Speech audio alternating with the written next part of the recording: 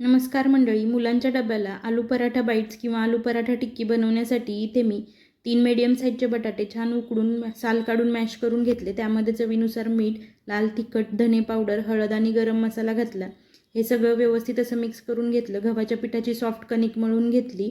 कणकेतून छोटासा गोळा काढून घेतला आणि पीठ लावून घडी न घालता याची छान अशी चपाती लाटून घेतली. थोडंसं पीठ भुरभुरून बनवून घेतलेलं स्टफिंग यावरती पसरून घेतलं. एक साईड उचलून याची गुंडाळी करून घेतली. गरज लागल्यास पीठ लावायचं. एकसारखी गुंडाळी बनवून घ्यायची. साधारणतः एक बोटाचं अंतर ठेवून हे कट देऊन घ्यायचं. त्यानंतर त्यावरती पीठ भुरभरायचं आणि बोटाने असं थोडंसं चपटं करून घ्यायचं. व्हिडिओमध्ये बघू शकता. बाजूलाच तवा गरम करायला ठेवलेला होता. त्यावरती तेल, तूप किंवा बटर घालून बनवून घेतलेले बाईट्स यावरती घालून घ्यायचे. दोन्ही साईडने छान क्रिस्पी आणि गोल्डन ब्राऊन कलर येईपर्यंत भाजून घ्यायचे. मुलांच्या डब्याला देऊ शकता. मुलं सगळा डब्बा संपवून येतील एवढं नक्की. एवढे छान चवीला होतात. तुम्ही सुद्धा नक्की बनवून पहा. डिटेल रेसिपी यूट्यूबवर अपलोड केलेली आहे. आवडली तर लाईक करा.